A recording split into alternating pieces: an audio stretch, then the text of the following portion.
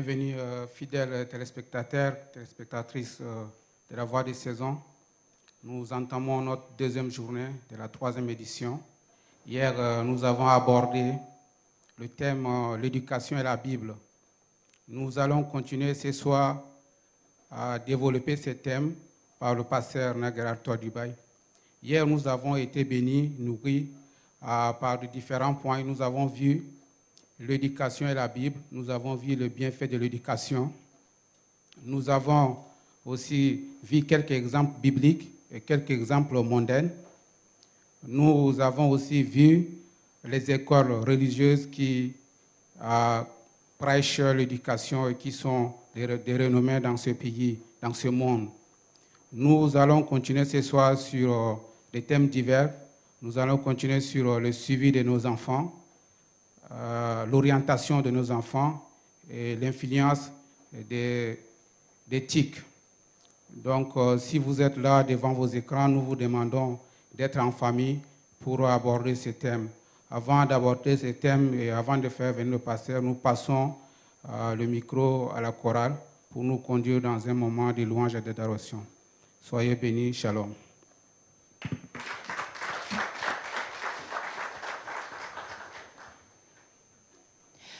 Oui, je te célèbre et je me prosterne. Je veux proclamer ta majesté. En toi, tout n'est que grâce, tout est admirable.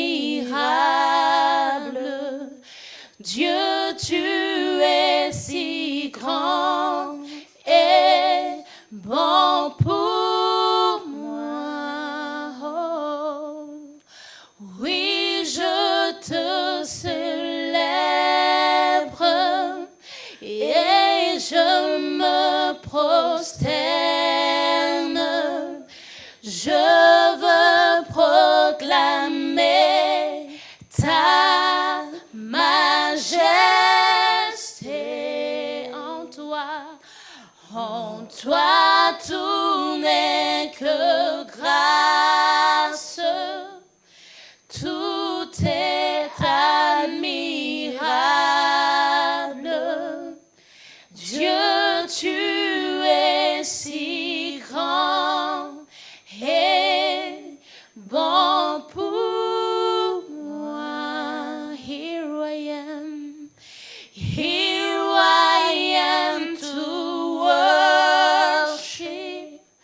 Here I am to bow down. Here I am to say that you're my God. Altogether lovely, altogether worthy, altogether wonderful to me. Oui, je te célèbre. Oui, je te célèbre et je me prosterne. Je veux proclamer ta majesté. En toi tout n'est que grâce, tout est admirable. Dieu, tu es si grand et bon pour moi. Je veux exprimer mon désir, celui de t'adorer, mon roi. Ah, ah, ah, ah, ah, ah, oh. je veux exprimer mon désir, celui de t'adorer, mon roi.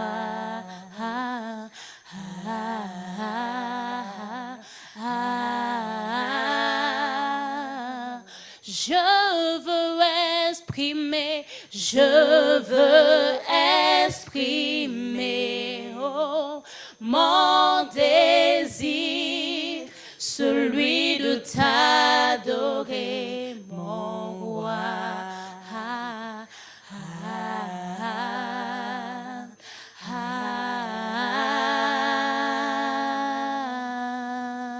Comme un étendard, tu es comme un étendard, tu es comme un étendard, tu es comme un étendard, tu es comme sur l'abri, tu es comme mon refuge, tu es, oh, comme un étendard, tu es comme un étendard, tu es comme un étendard, tu es comme un étendard, tu ne m'as pas oublié,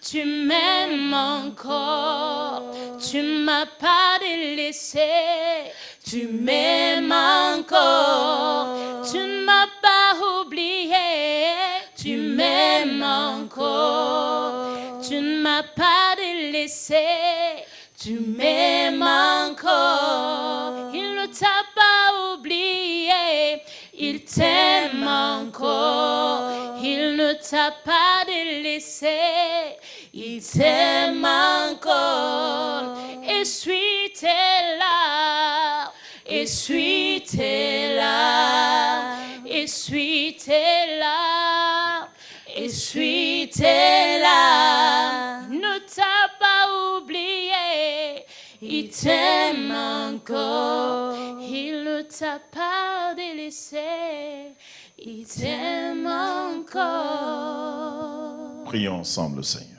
Nous voulons te dire merci, notre Père, pour tes bienfaits. Nous voulons te dire merci pour cette opportunité de partager ta parole. Nous nous remettons entre tes mains. Nous prions, Seigneur, pour tous les téléspectateurs, téléspectatrices, depuis leur maison, dans leur bureau, partout, qui nous suivent en ce moment dans des bus, dans des trains, partout. Nous prions, Dieu de grâce, que ta parole nous fasse du bien. Merci au nom de Jésus-Christ. Amen. Gloire à Dieu. Je vous salue tous au nom de Jésus-Christ. Nous bénissons le Seigneur pour l'opportunité de nous retrouver en cette deuxième soirée de la 3e édition de la Voix de la Saison autour de la question de l'éducation. Autour de la question de l'éducation. Avant d'aller plus loin que ceci, je voudrais encore réitérer l'appel que nous avons lancé hier par rapport à la Voix de la Saison pour nous permettre d'acheter une caméra. Vous verrez défiler au bas de votre écran les contacts adéquats et des renseignements concernant cet appareil que nous désirons posséder pour améliorer la qualité de la production de cette émission, La Voix de la Saison, qui se veut chaque mois, chaque début de mois, et qui est consacrée à la parole de Dieu. Une personne ayant lu des informations se disait qu'elle est désireuse de participer, de contribuer, mais elle n'a pas le montant indiqué. Le montant, c'est le prix global, c'est le prix de la machine, mais vous pouvez contribuer selon votre possibilité. Aucune contribution ne sera négligée. Si vous avez 1 000 francs, 10 000 francs, 1 million, 12 millions, autant que vous pouvez soutenir cette œuvre. Je vous le donne au nom de Jésus.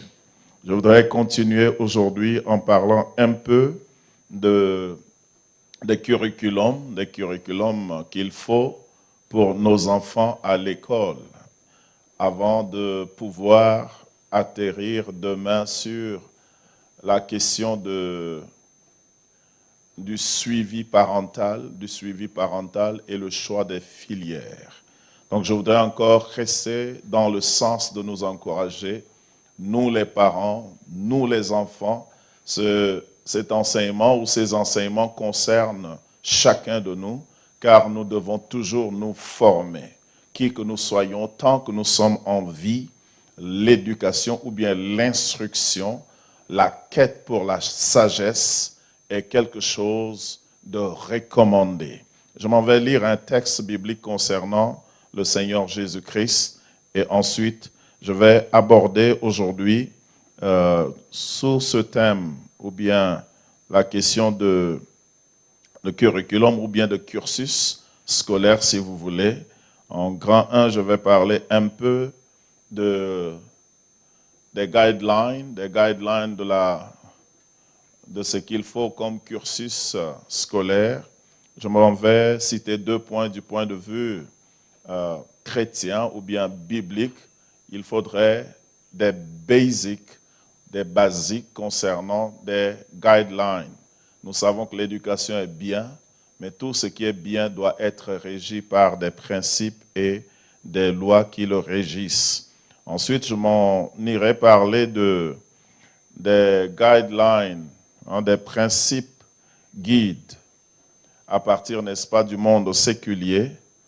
Après cela, je ferai quelques observations et remarques personnelles qui sont subjectives parce que ça vient de moi, donc ce n'est pas quelque chose d'objectif, d'établi. Mais je ferai quelques remarques. Ensuite, je terminerai par le rôle des parents et des enseignants à partir de la perspective divine dans l'éducation. Je m'en vais lire le texte dans le livre de Luc. C'est une histoire concernant Jésus-Christ dans le livre de Luc au chapitre 2 à partir du verset 45. L'histoire était que les parents étaient partis de là où ils étaient pour se rendre à Jérusalem pour adorer, comme ce fut la coutume de toutes les familles juives d'aller au moins une fois par an à Jérusalem, adorer, offrir, présenter leurs dîmes et ainsi de suite. Donc, ils sont partis offrir des sacrifices, adorer. Généralement, beaucoup de mouvements se font pendant la Pâque. Donc, ils sont partis là où il y a le temple. Et au retour, les parents n'avaient pas donné beaucoup d'attention et le jeune ou bien l'adolescent a disparu.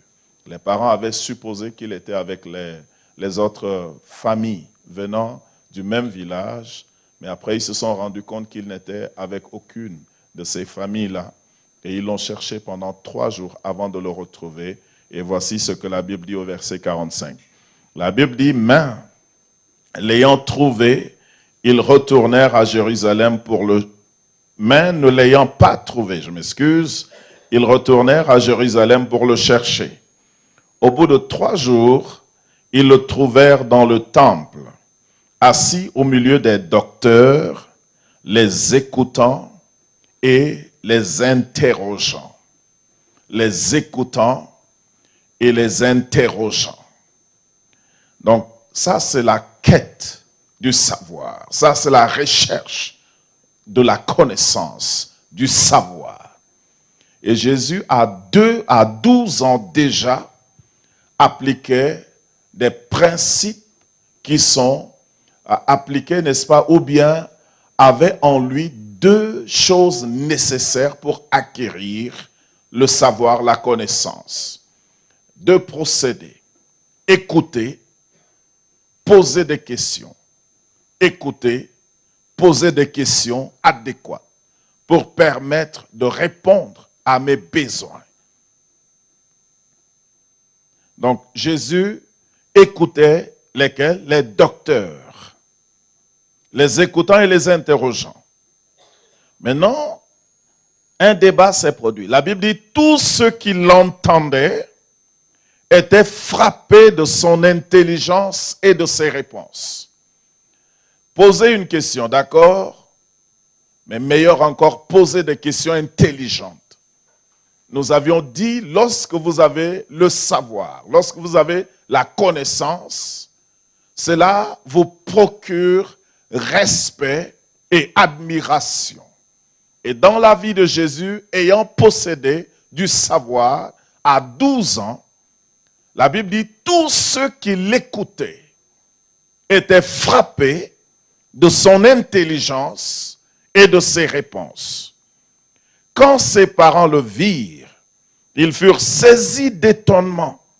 Et sa mère lui dit, vous voyez, le garçon Jésus, non seulement se limitait au savoir communiqué dans sa famille.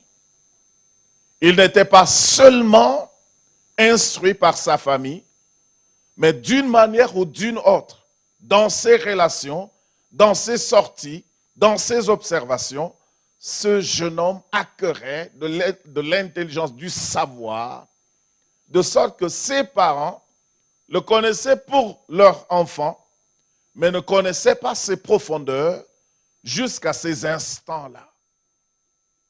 Donc eux aussi, ils furent saisis d'étonnement. Et sa mère lui dit, « Mon enfant, pourquoi as-tu agi de la sorte avec nous?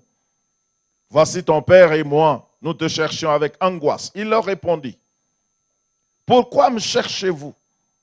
Ne savez-vous pas qu'il faut que je m'occupe des affaires de mon père? » Jésus trouvait de la distorsion dans la proclamation de la parole de Dieu déjà dans le temple. Et Jésus était en train, dans ce débat-là, de redresser un certain nombre de choses. Et s'il fallait s'occuper des affaires de Dieu, parce que là il dit ton père et moi, mais il leur parle de son père Dieu. Lui, il ne parlait pas de Joseph. Marie parlait de Joseph, mais lui, il parlait de quelqu'un d'autre. Et les affaires dont il était question n'étaient pas du tout les affaires du charpentier. Il n'était pas en train de tailler du bois. Il était en train de débattre théologie. Il était en train de redresser la mauvaise interprétation de la parole de Dieu déjà dans le temple. Il dit, mais pour le faire, il faut avoir du savoir. Quand le diable a tenté, le diable utilise les Écritures de la Bible. Jésus répond par les Écritures de la Bible. Donc nous avons dit, lorsque tu connais, personne ne peut se moquer de toi. Le problème aujourd'hui, dans le corps de Christ, le chrétien ne cherche pas à savoir. Il cherche à ce qu'on lui communique des choses. Mais lorsqu'on te communique, quelque part dans la Bible, l'évangile est arrivé quelque part à Bérée. Et il y avait une chose exceptionnelle. Quand les apôtres partaient ailleurs, les gens recevaient la parole avec Amen, ou soit les gens rejetaient la parole. Mais ceux de Bérée, avant de dire Amen, avaient déjà une portion de la Torah ou de l'Ancien Testament, qui était la Bible de l'époque de Paul. Et la Bible dit, ils examinaient toutes choses à la lumière de la parole pour savoir si Paul disait des choses qui étaient réelles ou des choses qui étaient fausses.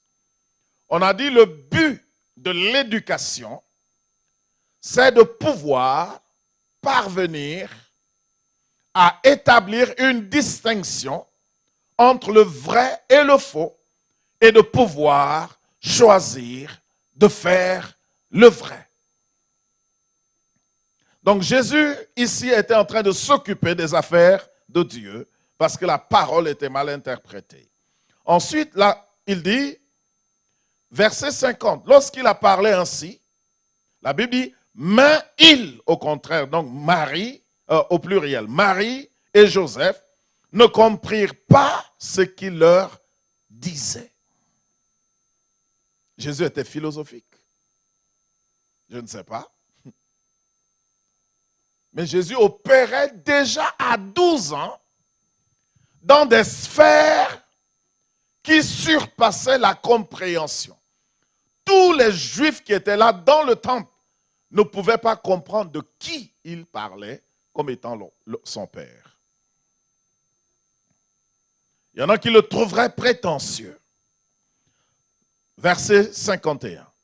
Puis il descendit avec eux pour aller à Nazareth. Ça, c'est important. Il surpassait déjà ses parents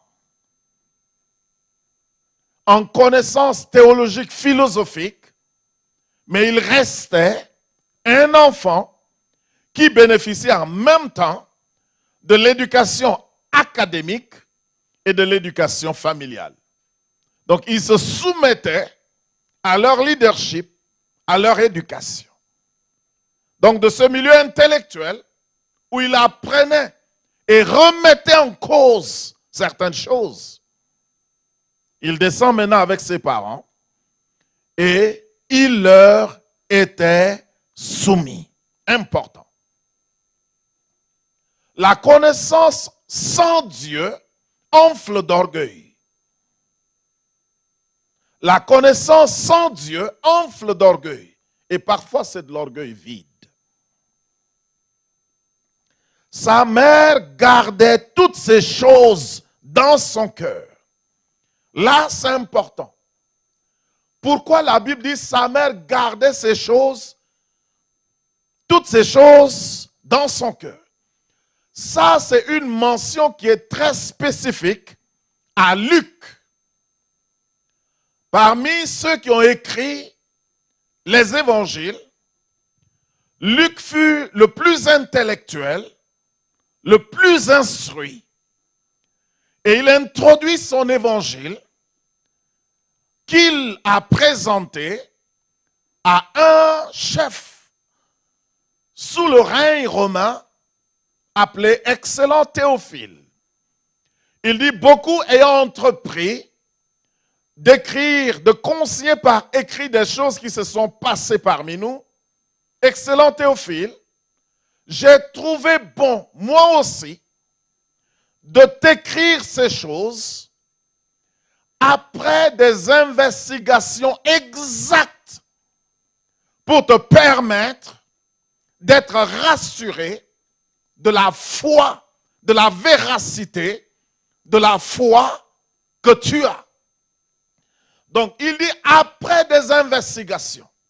Donc, il y avait des choses que les autres apôtres ne connaissaient pas. Mais Luc, dans ses investigations, a questionné Marie, a questionné Pierre, a questionné tous ceux qui étaient là. Et dans ses interactions avec Marie et investigations, Marie lui dévoile le secret, certaines informations que personne d'autre n'en avait. D'où l'importance de l'éducation qui nous permet de creuser et de ressortir des éléments que d'autres personnes ne pourraient pas ressortir pour nous améliorer, pour améliorer notre société et améliorer notre pays, nos nations. L'éducation. Donc, Luc a creusé pour ressortir ça. Parce qu'en tant qu'intellectuel, il ne pouvait pas écrire quelque chose sans vérification. Donc, il continue, il dit, verset 52. C'est ce verset que je poursuivais. La Bible dit, et Jésus croissait en sagesse, en stature et en grâce devant Dieu et devant les hommes. Voilà ce que l'éducation fait.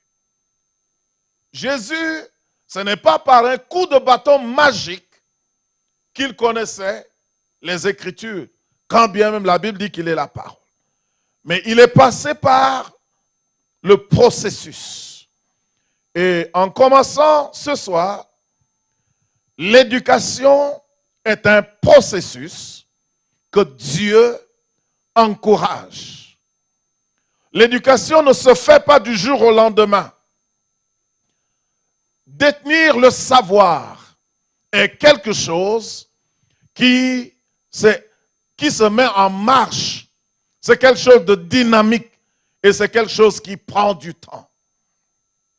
Et Dieu encourage les humains à l'éducation parce que quelqu'un disait que Dieu a créé l'esprit humain, la pensée humaine, et l'a désigné ou bien l'a structuré de sorte que l'enfant qui grandit et qui va vers la maturité doit augmenter en connaissance, en sagesse, qui est la juste application de la connaissance, du savoir.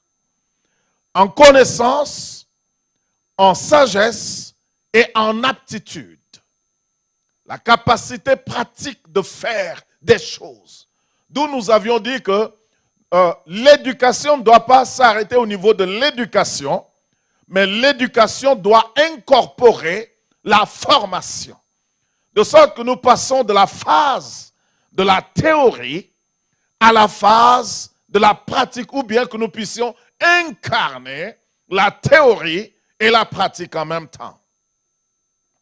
Donc, nous voyons ici que Dieu désire.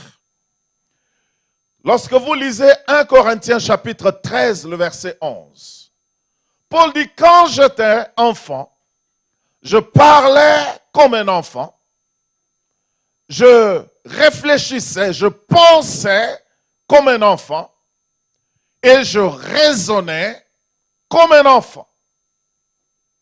Mais quand j'ai grandi, j'ai laissé de côté ce qui était de l'enfant. Qu'est-ce que cela veut dire? Dieu voudrait qu'on grandisse dans notre manière de parler, parce que c'est quand tu connais. Je disais hier, quelqu'un a dit, l'éducation permet de communiquer de manière propre et adéquate avec les autres. Quand vous êtes instruit, lorsque vous voulez parler, vous réfléchissez et vous cherchez voies et moyens techniques pour vous faire comprendre par votre interlocuteur. Il y a des gens qui parlent comme cela leur chante. Mais lorsque nous voulons parler, nous ne parlons pas parce qu'il faut parler, mais il faut parler pour produire un effet. Et pour cela, il faut de l'éducation, il faut de la formation pour pouvoir comprendre d'abord l'être humain, comment est-ce que l'être humain réfléchit et en même temps prendre l'être humain dans son individualité pour pouvoir interagir avec lui selon ses enclins et selon ses sensibilités. Donc Paul dit, quand j'étais enfant, je parlais comme un enfant. Il dit, je pensais comme un enfant. Nous avions dit que l'éducation change nos habitudes, nos dispositions intérieures. Et l'éducation nous fait croître de l'intérieur, nous donne beaucoup de paramètres, augmente des détails de nos paramètres. Donc il dit, je pensais comme un enfant, je raisonnais comme un enfant. Donc l'éducation permet de nous élever dans notre raisonnement, dans notre logique, dans nos perspectives. Donc Dieu voudrait que chaque être humain puisse, n'est-ce pas, croître dans ce sens. Mais c'est un processus. Et c'est un processus, donc ce n'est pas automatique. C'est pour ça que je disais hier que même quelqu'un qui a aujourd'hui 40 ans, en nous écoutant sur ETV, peut s'inscrire à l'école et à 53 ans, avoir son bac, 56 ans, être licencié et bien plus. Tout est possible. Tout est possible. À l'église, un jour, je parlais de l'importance de l'éducation. Entre-temps, il y avait un frère qui n'avait que le baccalauréat. Et 3 ans après, sans que je ne sache que ce jour-là, le frère est parti s'inscrire. Parce que le piège est, lorsque vous avez un diplôme et que vous travaillez déjà, vous pensez que vous êtes arrivé. Alors le frère travaillait, il avait un bon salaire, mais il n'avait qu'un certificat baccalauréat. Il s'est inscrit dans un cours professionnel et c'est quand il passait pour la maîtrise qu'il m'a dit, ce jour-là, quand vous avez prêché de la sorte, je suis allé m'inscrire à l'école. Et là, cette année, je prépare ma maîtrise. Donc c'est important de pouvoir se former académiquement. Donc ici, c'est un processus, donc ce n'est pas automatique. Donc il ne faut pas se décourager. Il ne faut pas du tout vous décourager. Parce que lorsque vous m'entendez parler de l'éducation de la sorte, il y a des gens qui ont opéré un choix. Ils décident d'être découragés. Ils pensent que c'est trop dur ce que je dis. C'est intimidant pour certaines personnes. Ce n'est pas intimidant. C'est vrai que c'est intimidant. C'est comme aller à l'école la première fois. Le premier jour d'aller à l'école, ça intimide certains enfants et aussi certains enfants sont excités. Moi, j'étais parti au CP à 9 ans et demi. Mais c'était quand même CP à 9 ans et demi. J'étais grand. Je crois que le premier jour, j'étais parti avec l'ardoise. Mais après, je faisais tout pour avoir un cahier. Donc, CP1, j'avais un cahier. Donc, je commençais par écrire sur le cahier au CP1. Toujours pour ne pas paraître ridicule aux yeux des autres. Mais toutefois, c'était CP1A. Gloire à Dieu. Mais c'est ça, vous voyez, c'est gênant. Donc, quand vous êtes déjà à un certain âge, vous allez vous dire, mais qu'est-ce que je vais encore faire? Mais tous ceux qui nous suivent, ne soyez pas intimidés. L'éducation, l'instruction, c'est un processus, c'est un parcours et ça s'accumule petit à petit. Vous allez vous rendre compte qu'il y a des choses qu'on assimile, des connaissances qu'on accumule et on assimile, n'est-ce pas, au cours des années.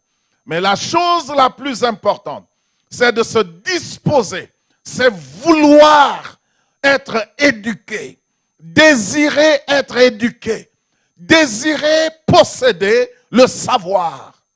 Parce que le savoir a un pouvoir, c'est une puissance. Nous avons dit que l'éducation, quand vous l'avez, ça brise les inégalités. Vous êtes fils de pauvres, vous êtes fille de pauvres.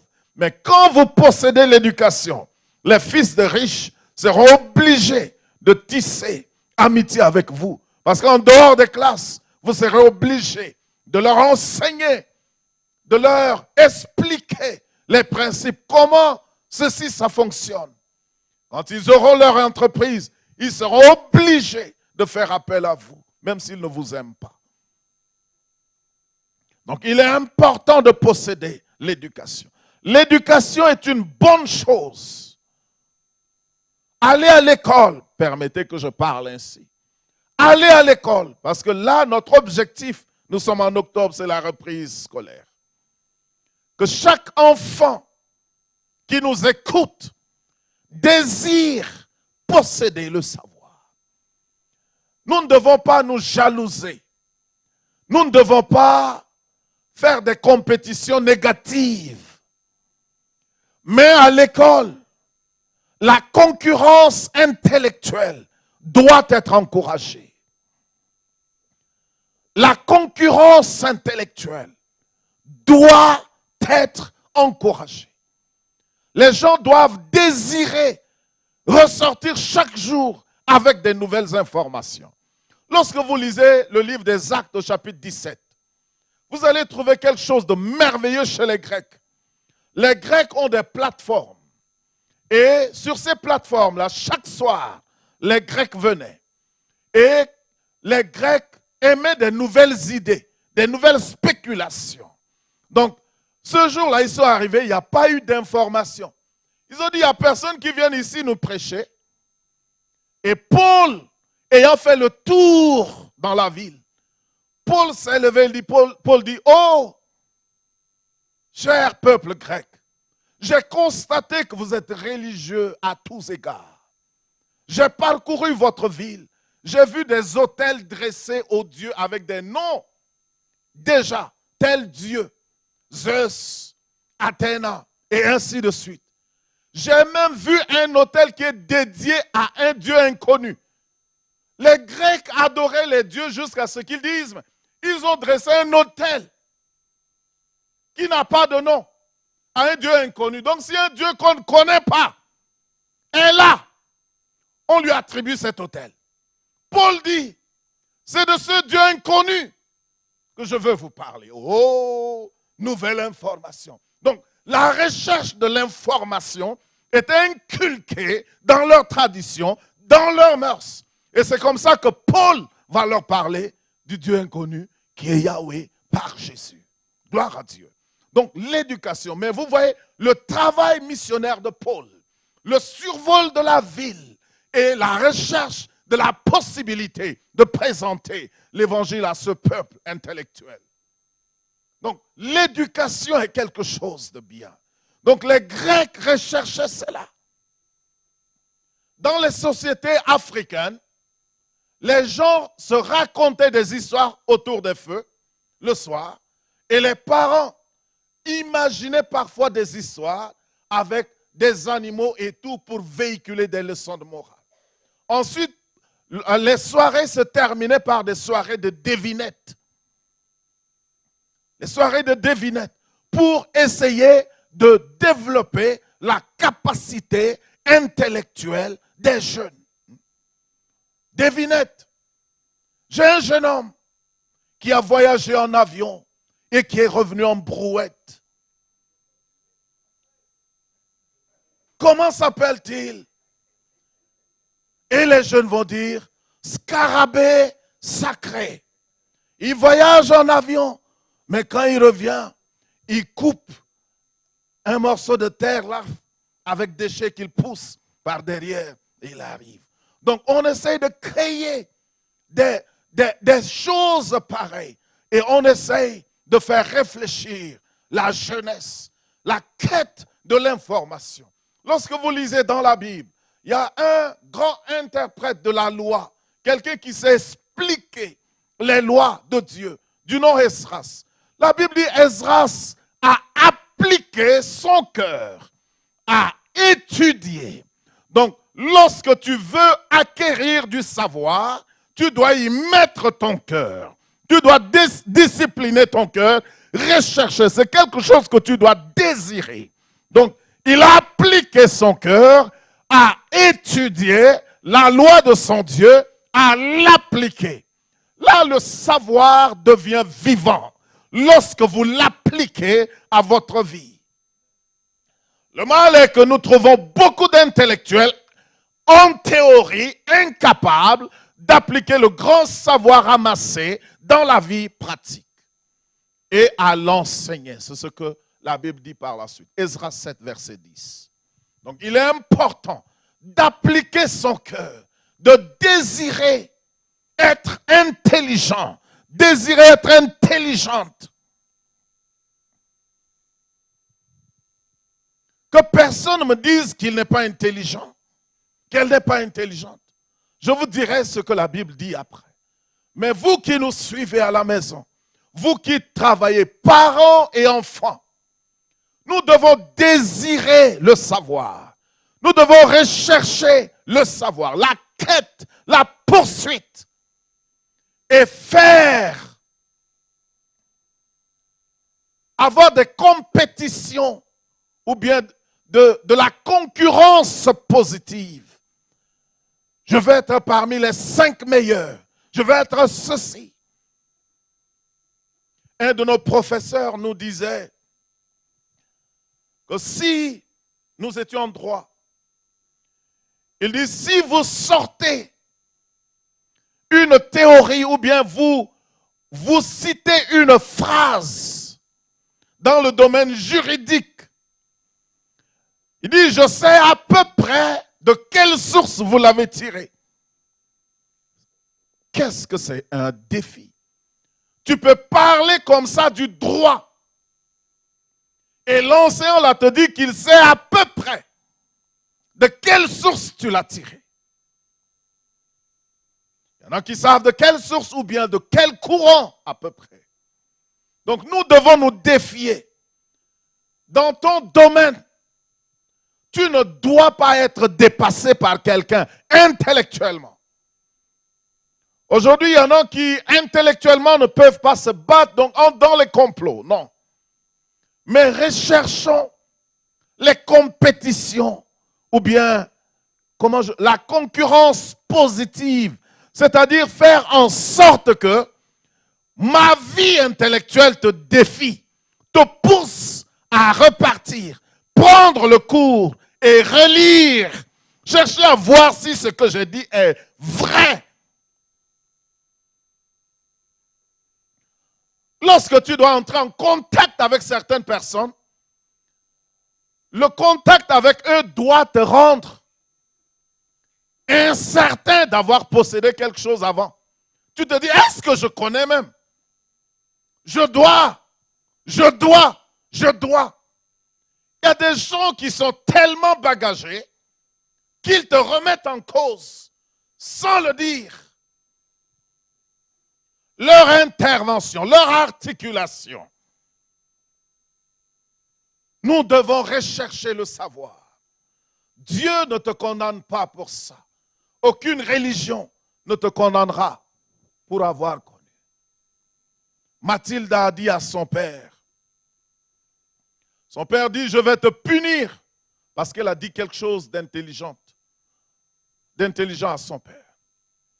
Son père dit, tu es en train de jouer à l'intelligente avec moi, je vais te punir. Elle dit, me punir pour avoir été intelligente? Tu me punis parce que je suis intelligente? Donc, Dieu ne nous punit pas parce que nous sommes intelligents. Ce n'est pas un cours théologique, mais je peux vous prouver à quel point Dieu est intelligent. Donc, il faudrait qu'il y ait quelques guidelines, quand bien même l'éducation est quelque chose de bien. Donc, je m'en vais maintenant parler de quelques guidelines, vu que nous sommes dans le cursus, le curriculum. Quel curriculum pour nos enfants? Pour quelle relève? Donc, maintenant, nous les parents, nous sommes défiés. Les enfants, nous sommes défiés. Ajoutez un nouveau vocabulaire à votre propre dictionnaire. Apprenez 2 nouveaux mots par semaine. Cherchez une information par semaine. Grandissons dans ce sens. Maintenant, pour revenir au cursus, au curriculum. Quel curriculum pour nos enfants? Les principes de guidelines, selon les chrétiens, l'éducation est une bonne chose.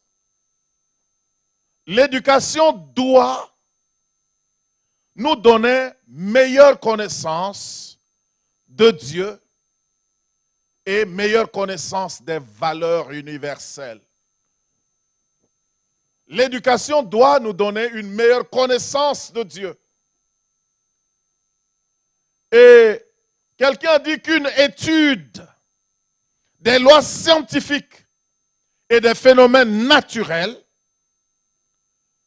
devrait nous donner une très grande connaissance et une très grande appréciation de qui Dieu est. En réalité, si vous êtes scientifique et que vous lisez bien la Bible, vous serez émerveillé Si vous êtes scientifique, un vrai scientifique, le problème est que la science essaie de me prouver que je suis né comme ça, sans une maman. La science veut me convaincre que ma mère n'est pas là. Je n'ai pas une mère. Je n'ai pas d'origine. Je suis sorti comme ça.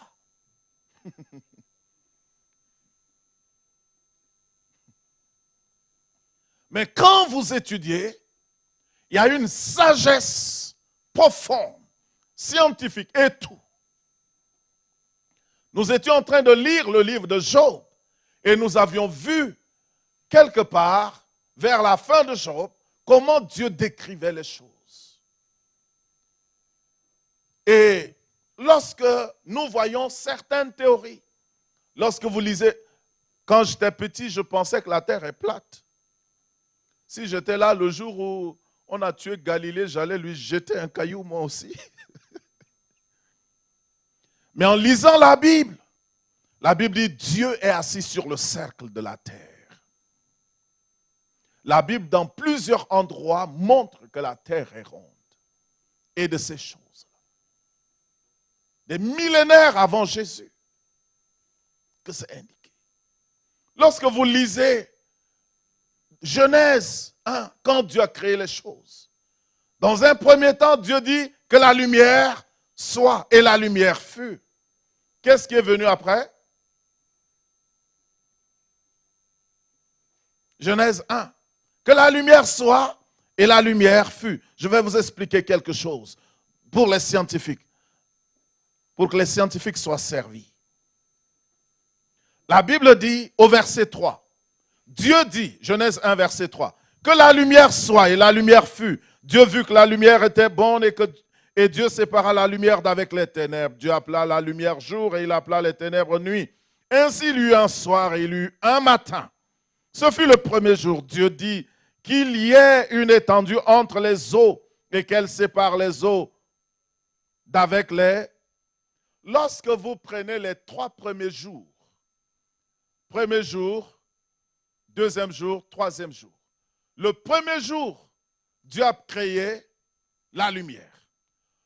Et le 4e jour, a lié le 4e jour sous la lumière. Le 4e jour, Dieu va créer des luminaires. Le soleil, la lune et les étoiles.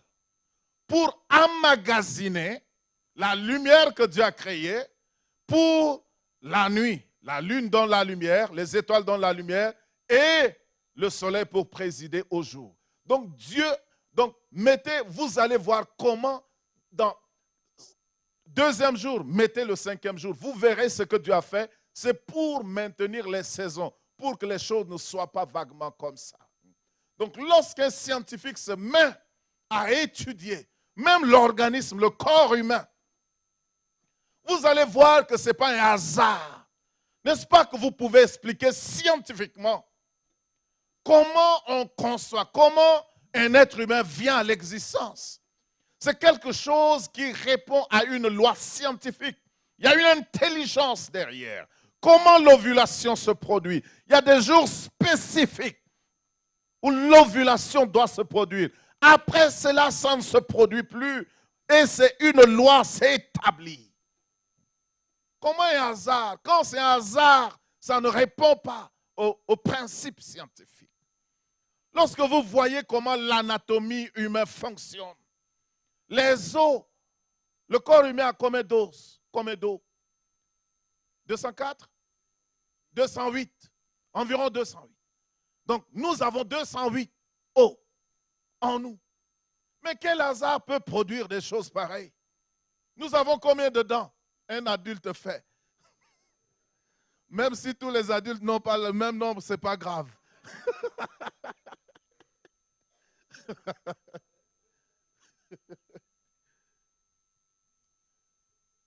Mais scientifiquement, nous avons environ 32 dents, c'est ça? Un adulte fait. Mais quel hasard peut faire ça? Hein? Quel hasard? David Wilkerson, un conférencier, a dit, mais quel hasard peut produire un être intelligent comme moi?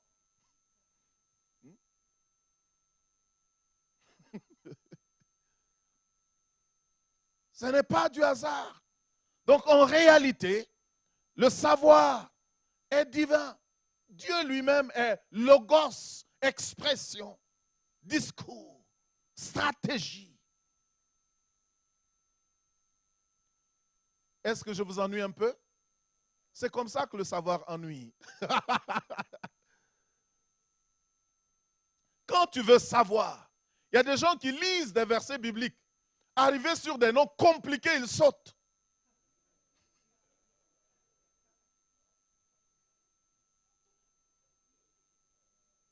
Je me suis déterminé à lire les noms compliqués.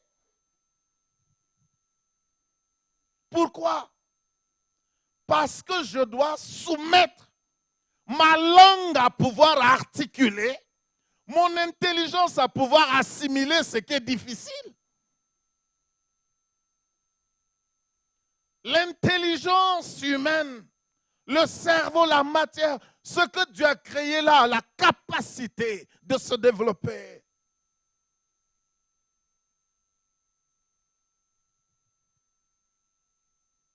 Quelqu'un a dit, les meilleurs d'entre nous sont au cimetière. Parce qu'ils n'ont pas développé leur intelligence comme il le faut. Les plus riches sont au cimetière. Ils n'ont pas pu mettre en valeur les entreprises, les sociétés, écrire des livres qu'ils devaient écrire. Ils meurent avec leur richesse. Ils ne développent pas, ils n'extériorisent pas. Donc l'éducation, selon nous, ça doit nous aligner. Ça doit nous mettre en ligne avec la connaissance de Dieu et avec l'application, la connaissance des valeurs universelles. Les 10 commandements, si vous voulez. Savoir vivre avec soi-même, avec l'environnement autour. Ils disent que l'éducation doit être en conformité avec la volonté de Dieu. Dieu désire que nos pensées, donc le deuxième point sur lequel je finis sous les guidelines chrétiennes, nos pensées, Dieu ne veut pas qu'une éducation force nos pensées, nos intelligences dans un moule. Lorsque quelqu'un cadre ton intelligence, lorsque quelqu'un force ton intelligence dans une seule direction, lorsque quelqu'un modèle ton intelligence, tu es son esclave. Donc l'intelligence ne doit pas être modelée selon le monde ou selon un carcan quelconque. Ne laisse personne rétrécir dans son moule ton intelligence, ta capacité de réflexion. C'est ce que l'Épître aux Romains chapitre 12 dit. Il dit, ne vous conformez pas au siècle présent. Le siècle présent, le présent deviendra le passé. Il n'y a rien de nouveau sous le soleil. Donc, ne vous conformez pas au siècle présent. Mais soyez transformés par le renouvellement. Lorsque demain, lorsque nous serons demain, aujourd'hui relève du passé. Est-ce que ton intelligence est modelée par quelqu'un pour la limiter à une époque? Non. Donc il dit, soyez transformés. Donc, selon Dieu, le cursus scolaire doit former l'enfant à répondre aux besoins présents et à se projeter dans l'avenir. Selon Dieu, dans ce texte, l'intelligence est quelque chose qui se renouvelle, qui fait le updating avec des nouvelles informations, nouvelles connaissances. Donc, renouvelez, rafraîchissez votre intelligence. Il dit, soyez transformés. C'est le terme métamorphose. Que votre intelligence se transforme. Qu'il y ait métamorphose de votre intelligence tous les jours. Il y a des informations que vous acquérez aujourd'hui, demain, ces informations sont caduques. Il y a des journaux qui sont des quotidiens. Quand ils sortent aujourd'hui, c'est quotidien. Demain, personne n'achète. Et c'est ce que le cursus ou le curriculum à l'école doit contenir, doit aider l'élève à se projeter dans les 50 ans à venir, dans les 40 ans à venir, dans les 100 ans, dans les 200 ans. C'est possible de vous projeter dans les 200 ans à venir. Préparez 5 générations à venir, vous seul, ou 10 générations. Donc, ne vous conformez pas, ne laisse personne rétrécir qui tu es. Mais chaque jour, ceux qui te connaissaient hier ne doivent plus te connaître demain ou bien te connaître en sachant que quelque chose s'est ajouté à toi. Et ça doit être la poursuite. Ça doit être ce que l'école doit pour nos enfants. Donc, soyez transformés, soyez métamorphosés par le renouvellement. Parce que quand tu as la connaissance, tes habitudes changent et toi-même, pratiquement, tu changes. Je connais des gens qui pensaient que s'entretenir était un péché. Mais quand ils ont compris, ils ont connu que être propre n'est pas un péché, cela a changé leur intérieur et leur extérieur. Je connais des gens qui pensaient qu'acheter une moto ou bien une voiture était un signe d'orgueil. Mais quand ils ont compris que c'est un moyen normal de déplacement, de sécurité, cela a changé leur intérieur. Il y a des gens qui ne savent pas qu'ils peuvent s'offrir un poulet par mois au lieu d'attendre décembre, période de Noël. Mais quand ils savent qu'ils travaillent, il faut quand même s'offrir quelque chose de bien par moment. Cela les change. La connaissance, vous connaîtrez la vérité. Et la vérité vous rendra libre. Donc, selon la Bible, soyez transformés. Donc, chaque matin, tu te lèves, Dieu te demande, Dieu exige de toi de nourrir ton intelligence avec une nouvelle information, un nouveau savoir.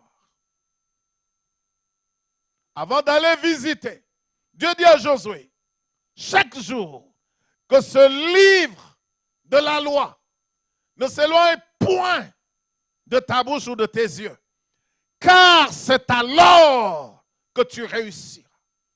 Si tu es juriste, le code civil, la constitution, OADA, le lexique juridique, toutes ces choses, tu dois les lire. Notre tête est telle que quand tu n'en fais pas usage, même ce que tu connais, parfois tombe dans les oubliettes. Le savoir a besoin d'être maintenu vivant. Soyez transformés par le renouvellement. Nous étions en train de discuter. Et entre responsables de l'église, quelqu'un parlait d'un exercice de mathématiques en 3e. Il disait que leur professeur, si tu ne connais pas la réponse à cela, il t'humiliait. Je le dis, moi, je ne sais même pas de quoi il est question. Quoi, valeur, quoi, tout ce que tu dis, je ne sais pas si je l'ai fait à l'école. Moi, je l'ai totalement oublié. Donc, certaines personnes ont un diplôme licence. Et pendant qu'ils étaient à l'école, ils étaient vraiment intelligents. Mais ils ne savent pas que les informations niveau licence à leur époque, c'est une information que les enfants ont déjà à l'école primaire.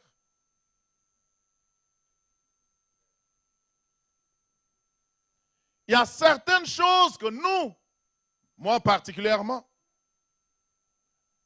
je connaissais le nom, mais je n'ai jamais vu la chose pratiquement. Il m'a fallu longtemps. Mais aujourd'hui, ces choses-là, mes enfants les connaissent même comme ça avant 2 ans. Donc, il y en a qui avaient licence, ils étaient intelligents à leur époque. Ils n'ont pas cultivé, développé, renouvelé. Ils n'ont pas fait le updating. Dit, j'ai la licence, j'ai la licence. Mais son niveau réel aujourd'hui, c'est niveau CE1 ou CE2. Parce qu'il est en train d'aller vers le bas. Il n'y a pas de nouvelles choses ingurgitées par l'intelligence. Il faut les travailler. Il faut bosser. Gloire à Dieu. Donc soyez transformés par le renouvellement de l'intelligence afin de discerner. Wow. Le discernement fait appel au filtrage d'informations et du savoir. Le savoir est vaste. Le savoir a des facettes, a des domaines, a des quartiers, des compartiments, des éléments, des ingrédients. Mais maintenant que j'ai lu, parce que je dois lire, j'ai entendu, parce que je dois entendre, maintenant je dois filtrer et dire dans tout ce que j'ai appris, qu'est-ce qui est important, qu'est-ce qui peut m'aider, qu'est-ce qui est applicable à ma vie. Je discerne ce qui est applicable à ma vie. Et c'est ça qui va m'aider à aller de l'avant. Laissez-moi passer maintenant aux guidelines séculiers, si le temps nous permet. Guidelines pris du domaine séculier. Nous avons encore du temps pour cela. Mais je ne sais de quelle manière vous parlez de l'importance de l'éducation.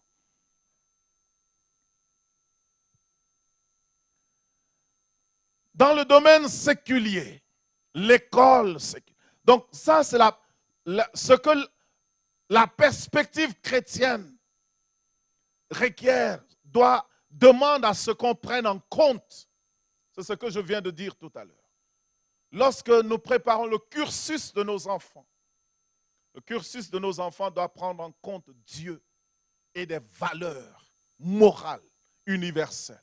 Et de deux, ça doit aider l'enfant à vivre en accord avec la volonté de Dieu. Et la volonté de Dieu est que personne ne soit esclave dans sa pensée, que personne ne vous mette dans son moule. Et pour cela, vous-même, vous devez renouveler votre intelligence, updating. Quand quelqu'un vous donne une nouvelle information, vous dites, vous êtes déjà au courant.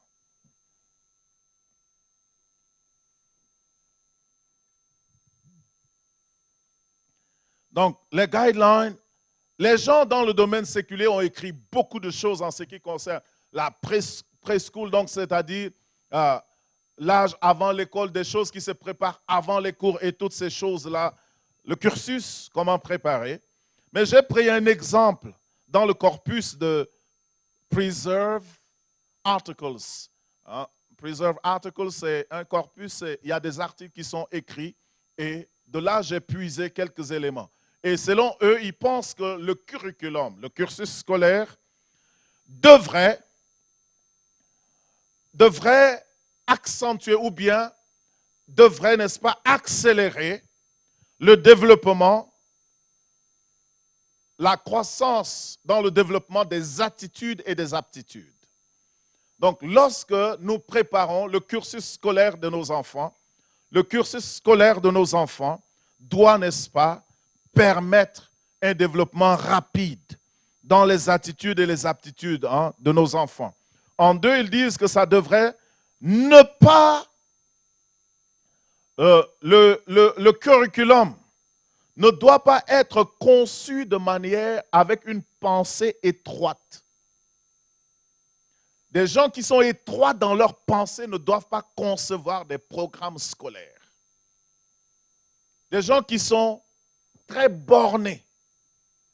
Donc, le curriculum des enfants doit être conçu par des gens ouverts d'esprit, ouverts au monde, et des gens qui essaient, n'est-ce pas, de voir, n'est-ce pas, comment le monde évolue. Je crois que ça ne nous concerne pas trop, mais ce sont des informations. Ensuite, disent que ça doit être testé, donc éprouvé et amélioré. Le cursus scolaire, le curriculum, le programme de nos enfants à l'école, la table des matières de nos enfants, c'est quelque chose qui doit être éprouvé, testé. Quelle est la véracité? Quelle est l'authenticité? Quelle est l'efficacité de cette chose? Et ça doit être amélioré par le moyen de la recherche. Certains pays gardent un système scolaire qui est rejeté depuis quelques décennies dans d'autres pays. Les gens utilisent des livres qui ne se vendent plus.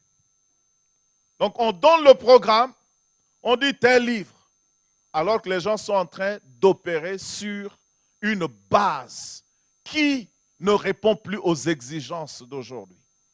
C'est pour ça que vous avez vu que certains livres que des générations avant avaient utilisés n'utilisent plus aujourd'hui. Nous encore, on a trouvé quelques livres. Je racontais à mes enfants le pantalon de Moriba. Personne parmi mes enfants ne connaissait cette histoire. Pourquoi? Parce que les gens ont trouvé que ce n'est plus important pour les enfants d'aujourd'hui, peut-être. Donc, les choses doivent être testées, les choses doivent être éprouvées, les choses doivent être améliorées. Donc, le système doit vérifier cela. Ensuite, dans ce corpus-là, ils disent que le but des tables de matière, du cursus, doit être en sorte que doit rendre l'intelligence effective et aider l'intelligence à s'ajuster. Nous devons aider les enfants. Comme l'intelligence doit être éveillée et aider l'enfant à s'ajuster avec son intelligence à toutes les circonstances de la vie humaine. Donc nous devons préparer nos enfants à la réalité de la vie et comment s'adapter, s'ajuster dans les circonstances de la vie. Lorsque vous prenez la vie n'est qu'ajustement, adaptation et tout. Donc il est important de pouvoir, n'est-ce pas, vérifier cela. On dit que le cursus doit être, n'est-ce pas, relié, rattaché à l'environnement même de l'enfant. On dit, n'est-ce pas, à l'école, normalement, on doit enseigner à l'enfant les choses qui sont reliées à l'expérience de l'enfant dès le bas âge d'abord. L'environnement de l'enfant. Donc, lorsque vous prenez là où les gens ne vivent que de l'agriculture, vous savez que certains enfants ne vont jamais sortir de cet environnement. Même si l'éducation permet aux gens d'aller partout. Même si en allant à l'école, nous avons l'intention d'aller vivre dans les villes, ce n'est pas tout le monde qui ira vivre dans les villes. Et même quand on va dans des études supérieures, il y a toujours l'agriculture, l'environnement qui est pris en compte. Donc, c'est toujours inclure dans le cursus scolaire des choses qui sont réelles, des choses qui sont rattachées à l'environnement de l'enfant. Comme ça, l'enfant progressant, l'enfant poursuit le savoir pour venir résoudre les problèmes de son environnement. C'est pour ça que nous verrons un peu le choix des filières demain. Donc, dans ce domaine séculier, ils disent que l'éducation doit, n'est-ce pas, fournir une vue assez suffisante pour la cultivation des aptitudes, des choses que les enfants peuvent faire pratiquement. Le système scolaire dans certains pays, à partir de la seconde, il y a certains enfants qu'on ne peut plus caser. On ne peut plus. On dit, bon, l'école n'est pas faite pour vous. Allez prendre la houe, allez prendre la hache, l'école n'est pas faite pour vous. Alors que dans d'autres systèmes, les gens ont intégré des enfants pareils en les préparant avec des filières, des branches spécifiques qui leur permettent d'avoir un projet de vie. Donc nous devons, n'est-ce pas, inclure des projets de vie. Vous voyez, aujourd'hui, l'orientation, demain nous allons en parler, mais l'orientation est très difficile. Alors que dans d'autres systèmes, à partir de la seconde, on peut préparer, on peut demander, poser la question à l'enfant, des enfants en difficulté, des enfants qui ne peuvent pas poursuivre les études dans le domaine général. On peut leur dire, est-ce que vous avez un projet de vie? Oui, j'ai un projet de vie.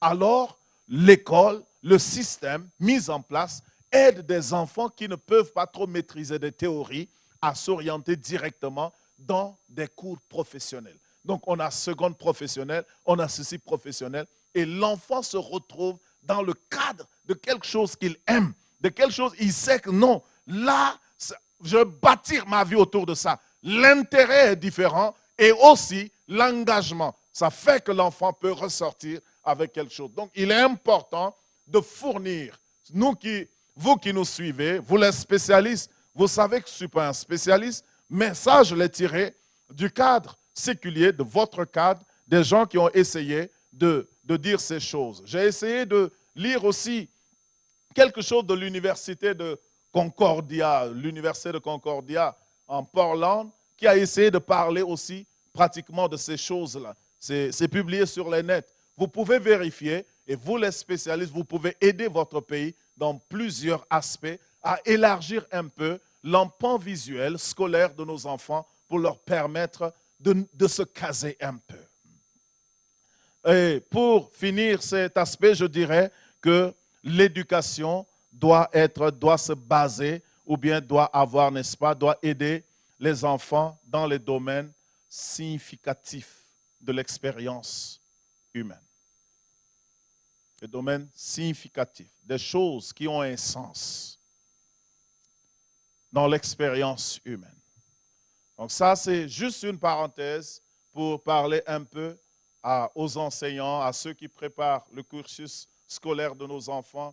Les écoles sont dans la quête de réforme aujourd'hui, mais c'est important de pouvoir en parler. Maintenant, je voudrais faire quelques remarques, quelques observations personnelles et peut-être tirer une conclusion là ou bien essayer de tirer une conclusion avec le rôle des parents en tant qu'éducateurs du point de vue biblique. Donc, quelques remarques personnelles. Après avoir lu ce que devrait être le cursus scolaire, et après avoir observé un peu ce qui se passe dans nos salles de classe, je voudrais dire ces remarques. Ces remarques peuvent ne pas être objectives, c'est subjectif, mais ça peut aider quelque part les enseignants et nous tous peut-être à pouvoir, n'est-ce pas, relever certains défis. À mon avis, en lisant ce que devrait être le cursus, le curriculum, comment ça devrait être préparé, conçu, comment ça devrait être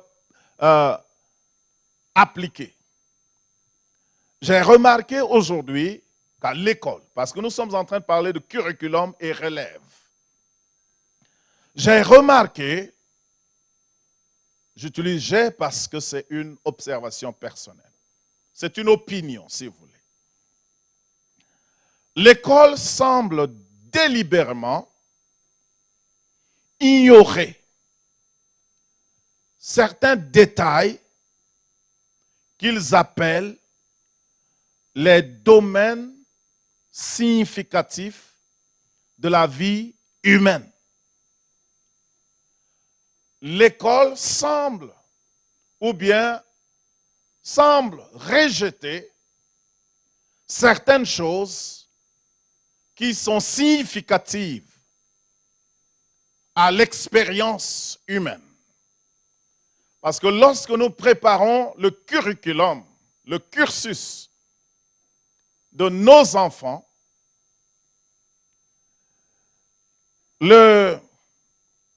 l'enfant qui quitte la maison et qui vient a des valeurs, a des choses qui sont importantes pour lui. Par exemple, un enfant qui va à l'école, les parents croient en Dieu, les parents croient que Dieu existe, les parents envoient cet enfant à l'école. Mais l'école semble ignorer, ou parfois semble ignorer, l'importance de Dieu dans la vie de cet enfant. Et l'école s'efforce délibérément à tuer Dieu de l'existence de cet enfant. Ce qui m'amène à dire que l'école enseigne la tolérance, mais je ne sais pas si c'est l'école ou certains enseignants ne sont pas tolérants. J'explique.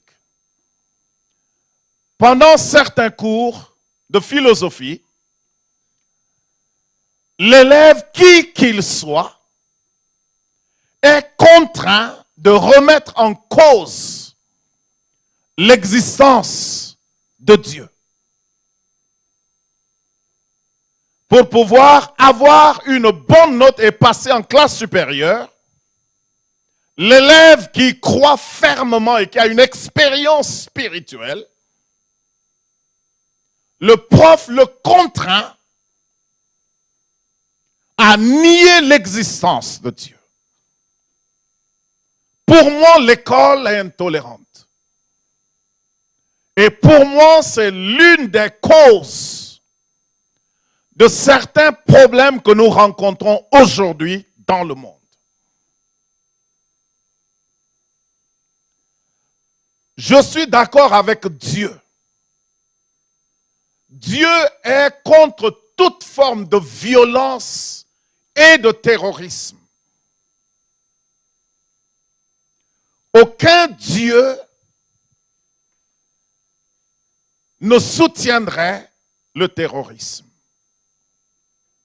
Mais parfois, je me dis, les enseignants ont un rôle dans la résolution de certaines choses.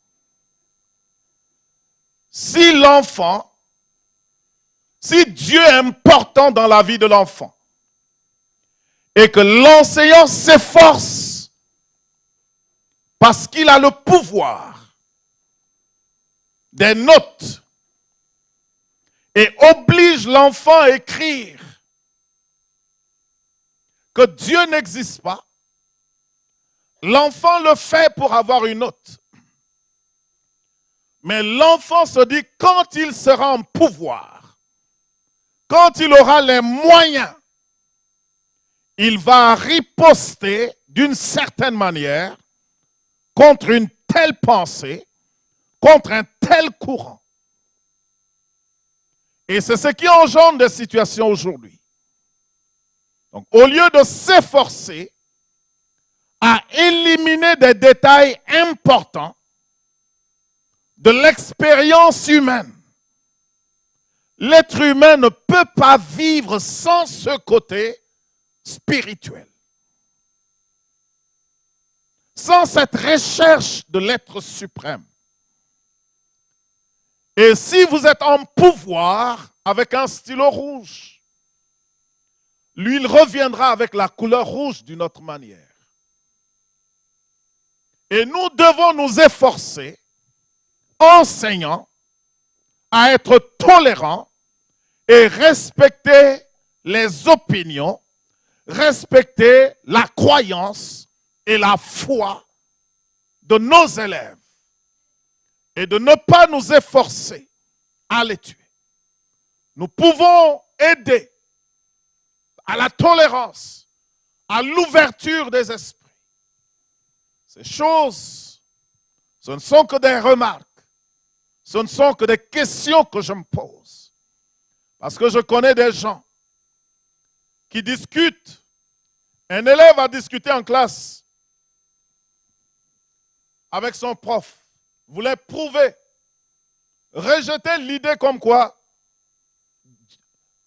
l'idée qui dit que Dieu n'existe pas.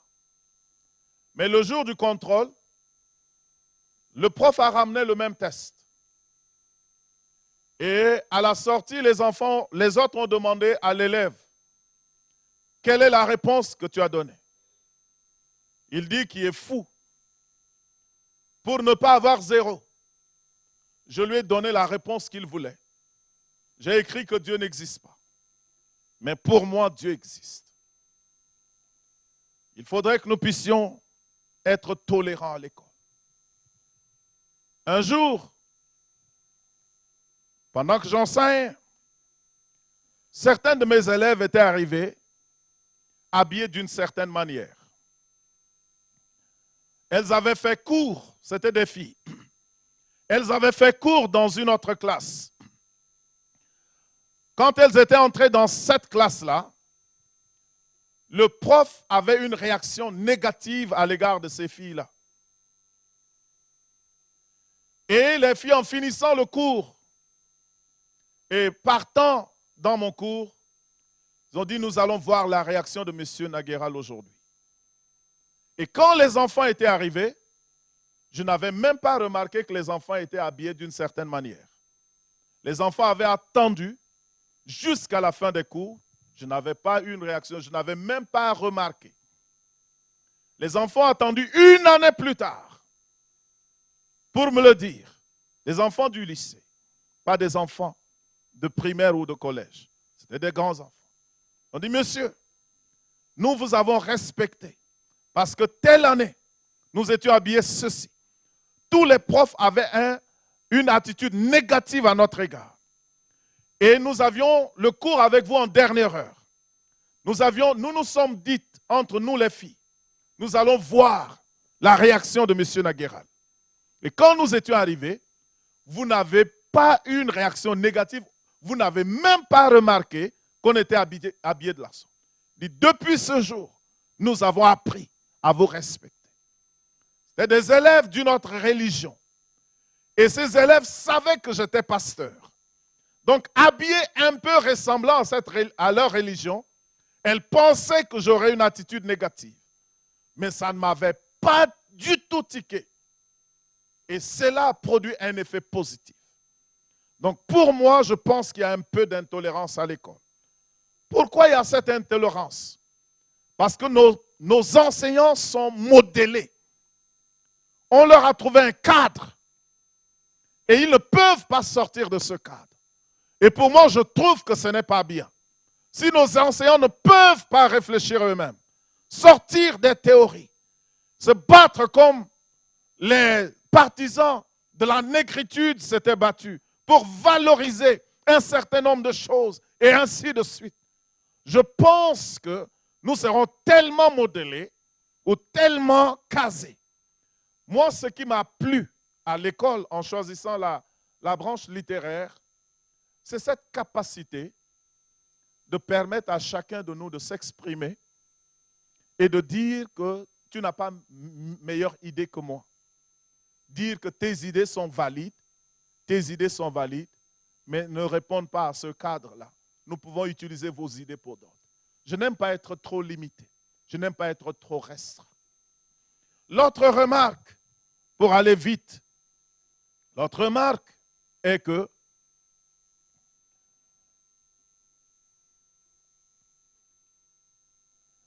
il n'y a pas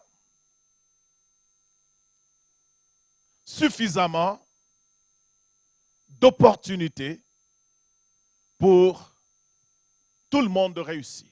Et ça va me conduire dans le rôle des parents ou bien le rôle de l'éducateur selon la Bible. Vous voyez, c'est de fournir, c'est d'aider tout le monde. Mais certains éducateurs ne peuvent pas gérer certains élèves.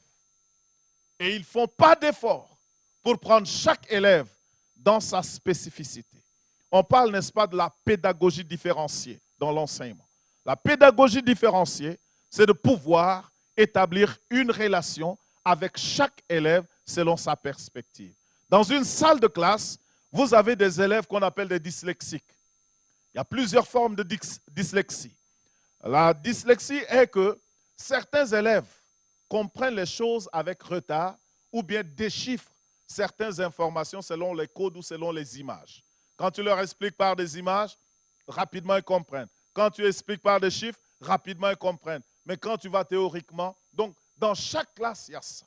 Il doit y avoir de la pédagogie différenciée. Et ainsi, nous allons comprendre le rôle que la Bible assigne à chaque enseignant. Voici ce que la Bible enseigne. La Bible enseigne que personne ne vaut rien. Dans le livre de Matthieu 5, 22, Jésus a dit « Malheur à celui qui dira à son frère, raka, c'est-à-dire vaut rien, ou bien imbécile, faible d'esprit. » Donc, personne n'est un vaut rien. Nous valons tous quelque chose. Donc, le rôle de l'éducateur, le rôle de l'enseignant, c'est de faire comme Jésus l'a fait. Jésus était un enseignant. On l'appelait rabbi. Et ce qui différenciait Jésus des pharisiens, c'était sa capacité de prendre ce que les gens disaient vaut rien et de faire de quelque chose. Donc, il est important, nous qui sommes éducateurs, nous qui sommes parents à la maison, les parents ne doivent pas dire à leur enfant vaut rien. Non. La Bible dit qu'il est préférable qu'on attache une meule à ton cou et qu'on te jette dans la mer. Dieu t'appellera en jugement. Donc chacun de nous vaut quelque chose. Mais simplement, l'étudiant, ou le parent ou bien l'éducateur doit aider l'enfant à trouver le sillage de son raisonnement, là où sa capacité peut s'exprimer librement. Vous voyez, il y a des enseignants, quand c'est leur heure de cours, les élèves désertent. Mais quand bien même les élèves sont fatigués, si c'est l'heure de tel prof, les élèves accourent et viennent. Il y a des enseignants, quand on dit le prof est malade, les élèves acclament en salle. Mais quand on dit tel prof est malade, les élèves disent oh, mais nous l'attendions. Nous étions en train de l'attendre. Pourquoi? Parce qu'il y a des enseignants qui ont cette vocation, qui se disent mais je ne fais pas cette chose pour de l'argent, mais je fais pour valoriser l'être humain. Prendre ceux qui n'ont rien, qui ne valent rien, et faire d'eux des gens, des femmes, des filles de valeur. Donc l'enseignant, ou bien l'école, l'éducation, doit prendre en compte cette perspective biblique. Selon la Bible, personne ne doit être appelé vaut rien. Pourquoi? La Bible dit, si quelqu'un manque de sagesse et d'intelligence, qu'il les demande à Dieu, qui donne à tous sans reproche. C'est-à-dire, si tu n'en as pas, c'est comme si Dieu, c'est quelque chose qui ne devrait pas être. Païen, croyant. Dieu dit, il donne à tous sans reproche. L'être humain possède l'intelligence, la capacité de créer, d'innover qui vient de Dieu. Il est important. Le rôle de l'enseignant, deuxième rôle. Donc Jésus a dit, il ne faut jamais dire à un élève vaut rien. Jamais. C'est-à-dire, il ne faut pas créer de complexe d'infériorité dans la vie des enfants. Il y a des enseignants qui créent des complexes d'infériorité. Quand un élève essaye de leur poser des questions intelligentes, quand ils ne sont pas en mesure de répondre, au lieu de dire, je n'ai pas la réponse, je ferai des recherches, je te donnerai, ils prennent ça, ils sont offensés. Ils pensent que les élèves veulent montrer leurs limites et ils vont tout faire pour ridiculiser un tel élève devant les autres. Créer un complexe, le ramener vers le bas. Quand vous ramenez un élève vers le bas, c'est une partie du pays que vous ramenez vers le bas. Parce que cet élève va contribuer positivement au pays. Et la deuxième des choses qu'un enseignant doit faire, selon la perspective biblique, c'est aider les élèves à voir le côté qu'ils ne voyaient pas. Vous voyez, chacun de nous a dons et talents, capacités, enfuis en nous que nous ne discernons pas. Parfois, c'est quand vous venez au contact d'une personne qui peut vous lire et qui peut voir en vous quelque chose que vous n'avez pas et vous dit, tiens, vous êtes ceci, ça éveille la chose en vous. Donc l'enseignant, au-delà de dispenser, de jeter des informations au visage des enfants, c'est d'être capable d'interagir avec l'enfant et amener l'enfant dans la patience à voir un côté que l'enfant ne voyait pas. Lorsque vous lisez 1 Jean chapitre 2, verset 14, Jean, c'est l'apôtre, c'est lui qui a vécu plus longtemps que tous les autres apôtres de Jésus. Et dans sa vieillesse, il a écrit, et il dit, « Jeunes gens, je vous ai écrit parce que vous êtes forts. » Vous voyez, le plus souvent, la relation adulte et enfant est dominée par le fait que l'adulte croit que l'enfant n'est pas fort, l'enfant n'est pas intelligent, l'enfant n'est pas sage, l'enfant n'est pas ceci. Il dit, jeunes gens, lorsque vous lisez plus haut, il dit, jeunes gens, je vous ai écrit parce que vous avez conquis le monde. Là, il dit, jeunes gens, je vous ai écrit parce que vous êtes forts. Mais quand vous dites à quelqu'un, tu es fort, mais ça éveille quelque chose en lui. Ça l'amène à oublier ses faiblesses. Donc, lorsque l'enseignant discerne une faiblesse dans la vie d'un enfant, lorsque quelqu'un est faible, la personne est consciente de ça. Maintenant, c'est ton rôle de l'amener à voir un autre aspect positif. De l'amener à voir une qualité en lui, en elle, qu'elle ne voit pas.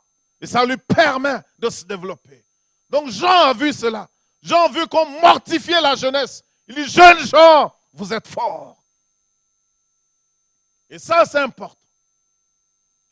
L'enseignant doit faire comme l'ancien Jean a fait, c'est-à-dire l'apôtre Jean a fait.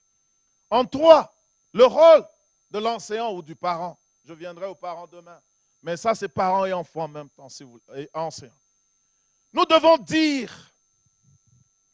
à nos élèves, nous devons les amener, leur dire le meilleur de ce qu'eux-mêmes pensent d'eux. Ce n'est pas tous les élèves qui se voient négativement. Mais quand bien même ils se voient positivement, quand bien même elles se voient positivement, dites-leur que malgré qu'elles se voient positivement, malgré qu'elles se croient intelligentes, elle est plus intelligente qu'elle ne croit. Il est plus intelligent qu'il ne croit. Faites toujours tirer le meilleur de vos élèves. Tirons le meilleur de nos enfants.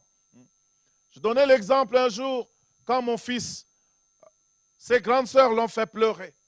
Et il est venu, papa, tel. Je dis, tu es fort. Va leur dire, tu es fort. Il a essuyé ses larmes. Il est reparti, il dit, je suis fort. Et du coup, c'est fini. Le problème est résolu. Donc, chacun de nous a quelque chose d'enfui en nous.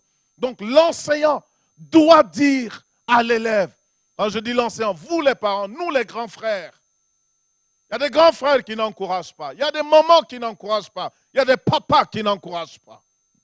Donc, dans l'éducation de nos enfants, l'enseignant, c'est quelqu'un qui est dans sa vocation. C'est dans sa contribution. L'enseignant trouve plaisir à voir ses enfants devenir ministres, ses élèves devenir ministres, premiers ministres, présidents. Et sa fierté, ce n'est pas l'argent. Sa fierté, c'est dire, c'est moi qui l'ai formé. Un papa m'a raconté comment il a fait un premier ministre dans notre pays. Il était affecté comme enseignant dans le village de ce premier ministre-là. Et pendant qu'il enseignait, le premier ministre là, était petit. Et le premier ministre l'a traîné là dehors. Il dit qu'il est sorti de la classe. Il dit souvent, il voit le petit garçon dans un village. Venez rester, suivre de loin. Il a discerné quelque chose dans la vie de ce petit garçon. Il dit qu'il est sorti de la classe. Il est allé tenir la main de ce petit garçon. Il a fait le tour de la classe avec le petit garçon. Il a fait le tour de la classe et ensuite il est entré en classe avec lui. Il l'a mis devant. Petit. Il dit l'enfant était petit mais intelligent. Et c'est cet enfant. Il a discerné et il est devenu premier ministre dans ce pays. Une personnalité de ce pays. Intelligent. Donc, le rôle de l'enseignant, c'est d'emmener l'enfant, c'est d'emmener celui qui nous écoute au-delà de ce qu'il est déjà.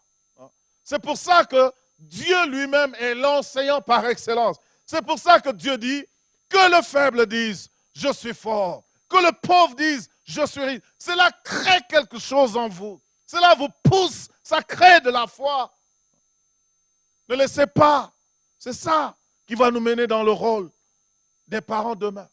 Le parent ne doit pas laisser la déclaration du prof à l'école rabaisser son enfant. Quand l'enfant revient à la maison, le parent doit prendre le soin. Donc, lorsque nous voyons, selon la perspective biblique, il faut bâtir l'estime de soi dans la vie des enfants, dans la vie de la société.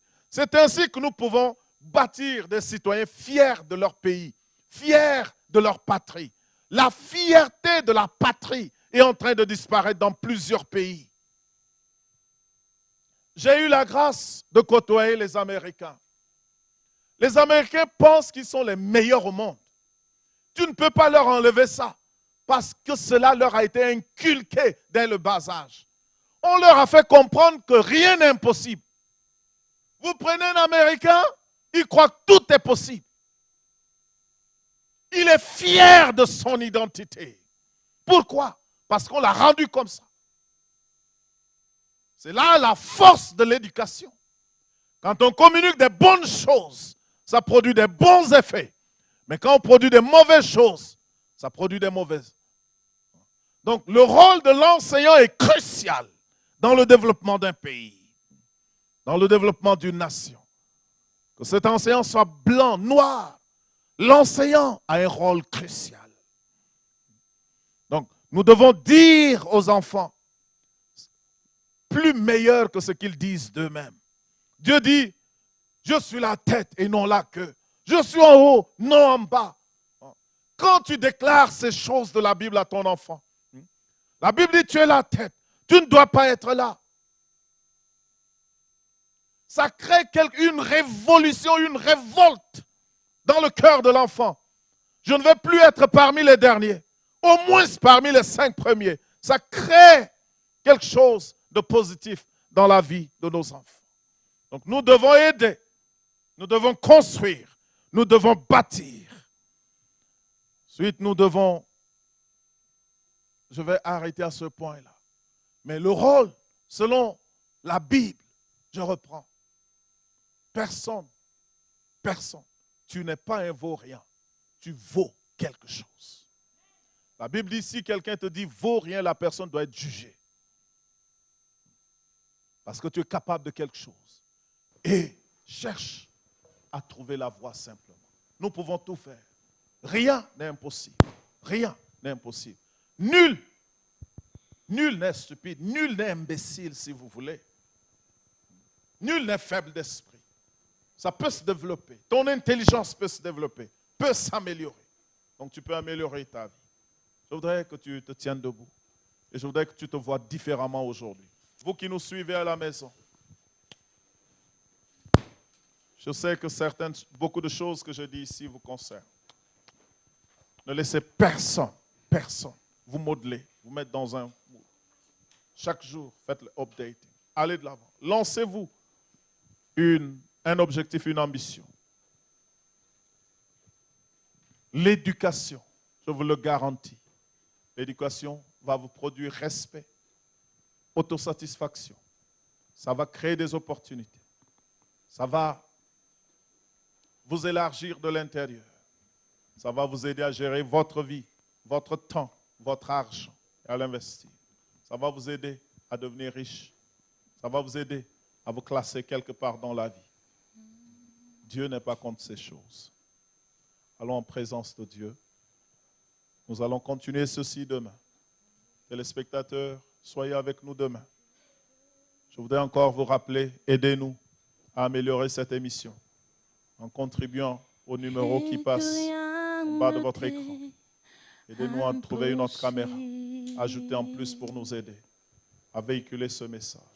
L'éducation, la valeur de l'éducation ne peut pas s'estimer à chiffre d'argent. Non, je m'en vais parler en introduction demain, pour que les parents qui payent cher pour leurs enfants ne soient pas découragés. C'est le meilleur domaine dans lequel il faut investir. Si vous ne construisez pas des villas, mais que vous aidez quelqu'un à réussir dans son éducation, vous avez fait meilleur que des villas. Courage à vous les parents. Même si les temps sont difficiles, durs, nos enfants méritent l'éducation qu'il faut. Allons-y en présence de Dieu. Merci Dieu de grâce. Je reconnais que tu peux tout. Merci Seigneur. Et que Gloire rien ne t'est impossible. Gloire te soit rendue. Oh, je reconnais, je Gloire reconnais que Gloire tu soit peux tout, que tu Gloire peux soit tout, et que rien ne t'est soit impossible, et que rien ne t'est impossible. Je voudrais parler aux téléspectateurs, mes frères, mes confrères, pasteurs, missionnaires, évangélistes, vous qui nous suivez en direct. Dieu nous donne une responsabilité, moi, vous, nous tous, à nous instruire. Je ne le dis pas parce que je ne crois que je suis instruit. Non, je suis en quête, je cherche, moi. Je voudrais que nous puissions chercher. Nous avons une lourde responsabilité de dispenser la parole de Dieu. Et ça, il faudrait que nous puissions être éduqués. Seigneur, fais-moi voir Merci, Seigneur. ta gloire. Gloire soit rendue. Seigneur, fais-moi voir ta gloire. Fais-moi voir ta gloire. Seigneur, fais-moi voir ta gloire. Je voudrais que tous les enfants qui nous suivent, tous les élèves, tous les étudiants qui nous suivent, lancez-vous un défi de terminer l'année parmi les meilleurs. Lancez-vous un défi de sortir de la maison et de revenir avec des meilleurs résultats à la maison. Sortez de la maison avec une certaine connaissance, mais revenez à la maison avec des connaissances ajoutées à ce que vous aviez. En classe, ouvrez vos pensées, ouvrez vos cœurs. Cherchez à comprendre ce que le prof dit. Cherchez toujours à comprendre. Cherchez à rentrer à la maison avec quelque chose. Ça va vous changer. Ça va vous distinguer parmi les autres. Ça va vous valoir le respect des enseignants, le respect de vos parents, le respect de la société. Glory to God. Je te rends grâce, Père. Je prie que tu nous aides. Je prie que tu nous aides. Je prie que tu nous aides. Et tous ceux qui nous suivent, de par le monde, défie-nous dans nos entrailles. Défie-nous dans nos pensées. Aide-nous à chercher davantage. Gloire te soit rendue, Père. C'est au nom de Jésus que nous t'avons prié.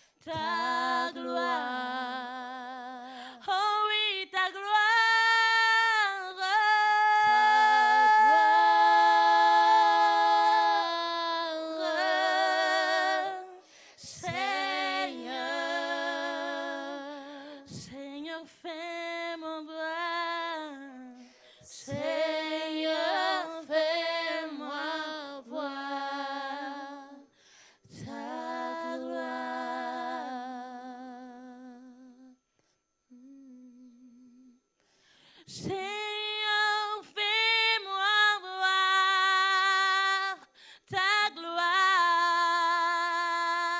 dans mes études. Seigneur, fais-moi voir ta gloire.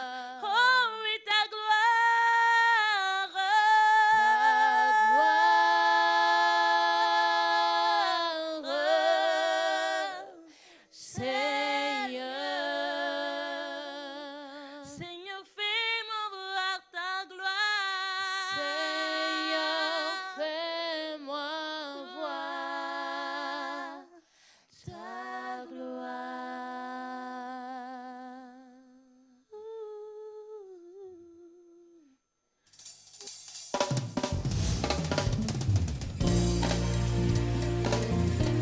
Bible déclare qu'ils ont vaincu l'ennemi de nos âmes à cause du sang de l'agneau et de la parole de leur témoignage. Quand l'ennemi vient me sévir, la mort est scellée. Quand tu viens troubler mon âme, la mort est scellée. Quand survient la tentation, la mort est scellée. Laissée par le sang précieux, le sang de l'agneau. Quand les soucis veulent m'envahir, la mort est scellée. Et quand la tristesse m'environne, la mort est scellée. Quand je me sens en proie au doute, la mort est scellée. Laissée par le sang précieux, le sang de je suis couvert, couvert par le sang, je suis couvert, par le sang de l'agneau, je suis couvert, couvert par le sang, je suis couvert par le sang de l'agneau. Oh yeah. Quand l'ennemi vient m'attaquer, la mort est scellée. Quand il veut me décourager, la mort est scellée. Et quand la vie veut m'embrasser, la mort est scellée. Scellée par le sang précieux, le sang de l'agneau. Quand la détresse règne autour de moi, la mort est scellée. Quand le malheur s'approche de moi,